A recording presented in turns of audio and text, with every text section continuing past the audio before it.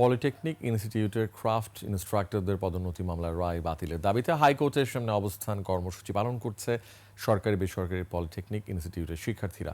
Chamber court রায়টির স্থগিতাদেশ দিয়েছিল, সেই স্থগিতাদেশ অব্যাহত রেখে আপিলের অনুমতি দিয়েছে আপিল বিভাগ। বিস্তারিত সিরাত আল মুস্তাকিমের রিপোর্টে। জীবন অবাক না করলে কে করবে? 28% মিল্ক ফ্যাটের অবাক করার সাথে ফ্রেশ মিল্ক পাউডার। জীবন অবাক করুক প্রতিদিন। রোববার বেলা 11টায় হাইকোর্ট মাজার গেটের সামনে সরকারি বেসরকারি পলিটেকনিক ইনস্টিটিউটের শিক্ষার্থীরা অবস্থান কর্মসূচি শুরু করে। শিক্ষার্থীরা জানান, ক্রাফট ইনস্ট্রাক্টরদের মূল কাজ ল্যাব পরিচালনায় সহায়তা করা এবং প্র্যাকটিক্যাল ক্লাসের যন্ত্রাংশ সরবরাহ করা। তারা কখনোই শিক্ষক হওয়ার যোগ্যতা রাখে না বলে মন্তব্য করেন পলিটেকনিক শিক্ষার্থীরা।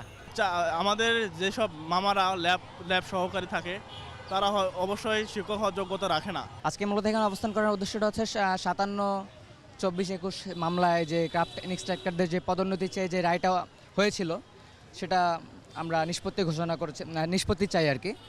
আমাদের আমরা চাই যে স্টুডেন্টদের পক্ষে একটা যৌক্তিক দাবি এবং ন্যায্য দাবি নিয়েই যেন আমরা যেতে পারি। কারিগরি শিক্ষা অধিদপ্তরের বিভিন্ন পলিটেকনিক ইনস্টিটিউট ও টেকনিক্যাল স্কুল অ্যান্ড কলেজের জুনিয়র ইন্সট্রাক্টর পদে নিয়োগ সংক্রান্ত প্রজ্ঞাপন 3 মাসের জন্য স্থগিত করা হয়। হাইকোর্টের রায়ের বিরুদ্ধে কারিগরি শিক্ষা অধিদপ্তরের মহাপরিচালককে আপিলের অনুমতি দিয়েছে আপিল বিভাগ। রায়টি স্থগিত হওয়ায় ক্ষুব্ধ শিক্ষার্থীরা। আমরা স্পষ্টভাবে বলতে চাই, আমাদের এই সমস্যার সমাধানে সরকার এবং রাষ্ট্র কর্তৃপক্ষকে যে দ্রুত থেকে দ্রুত এগিয়ে আসেন।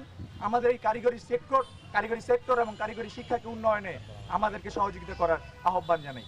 এই মামলা নিষ্পত্তি না হওয়ার কারণে শিক্ষক সংকটের বিষয়টি ঘনীভূত হচ্ছে এবং শিক্ষার মান নষ্ট হচ্ছে বলেও অভিযোগ করেন পলিটেকনিকের শিক্ষার্থীরা। সিরাত আল মুস্তাকিম, 21 টেলিভিশন, ঢাকা।